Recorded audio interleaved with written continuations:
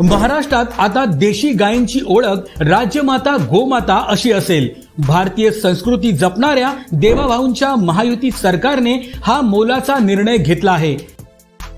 या संबंधीचा शासकीय अध्यादेश नुकताच जारी करण्यात आला आहे।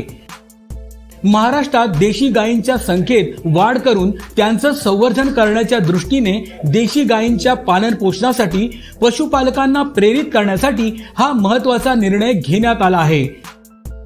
राज्यात देशी गायींच्या संवर्धनासाठी प्रति गाय प्रतिदिन 50 रुपये अनुदान देण्यात येईल।